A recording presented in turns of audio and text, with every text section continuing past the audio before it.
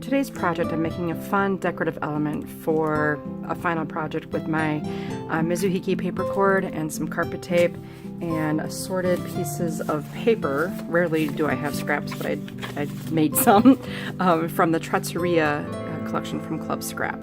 So let's get started. You'll start with a piece of tape of any length, and it just is up to you how much you want to make. It maybe is a reflection of how much patience you might have on that particular day. You can start out with a, I don't know, pick anything. You can have a shorter strip if you like, or a longer strip depending on how many cards or projects you would like to make. I'll set that piece of carpet tape aside, and I'm going to grab one of my somewhat ancient trimmers, and I'm going to run these portions of the Club Stamp quad print from the Trattoria collection. And notice that I'm just very, very carefully cutting these elements into little strips. And I'm angling the paper slightly as I do so. Just making sure I have a variety of colors. Make sure I brighten it up with a little bit of that ivory texture. And then some red. Okay. And now some dark brown. So I'll take my pile of scraps and set that aside and bring my carpet tape back into the mix. And all we're going to simply do is apply the pieces of paper to the tape. And to start, I'll just begin at one of the edges and line up the straight edge of the paper with the straight edge of the tape. Okay. Then I've got this big long piece of paper cord. And for this, I'll just run the cord right against the edge of the paper and use a scissors to cut it off. And then I can place my next piece right next to the cord. And once again, alternate that with the Mizuhiki. Say that 3 times fast. Mizuhiki. And then just try to create variety with the colors. Maybe I'll come in with some green here. I love the color palette of the Trattoria collection. It's perfect for this time of year. And you just continue doing this until the entire strip has been filled with color.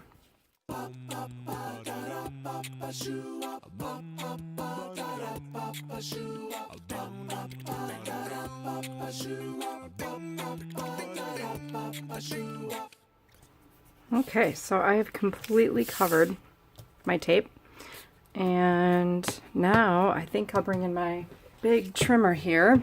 I'm going to flip this so that the tape side is facing me, and I'll just bring it so that the edge of the tape is aligned with the edge of the blade, and I can remove all of the little pieces which are going to go flying. And the trimmer does a nice job. This Fiskars trimmer does a great job of taking care of those little leftover pieces. Okay, so now I have a good looking strip here of artwork. Maybe I'll neaten up the ends as well. Make sure they're level and straight. Nice. So then I'm just going to swipe away all of those little scraps and proceed to trim this piece also into narrow strips. The width of each strip does not have to be exactly the same, but I'll try to make them about 1/2 inch. It's really up to you. Again, they can vary.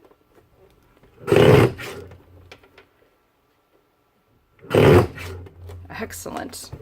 Okay, so the next step is to take another piece of your carpet tape that's roughly the same length as the one where you started. You can see I have plenty of supplies to make an endless amount of these. So now I'll take one of my strips and I'll align it with the edge of the carpet tape here. I'll just try to stretch it all the way across.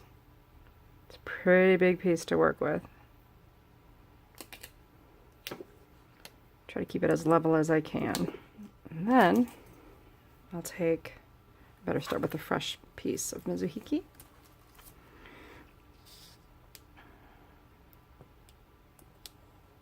And I'll run this along the seam.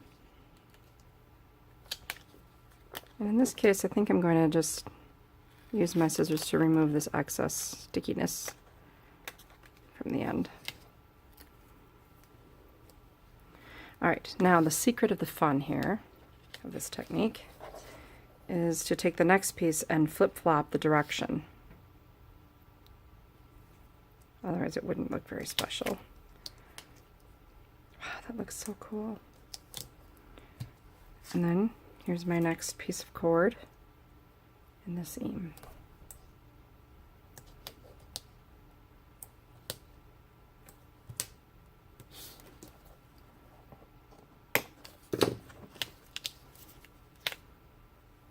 Okay, now I'm going in the original direction.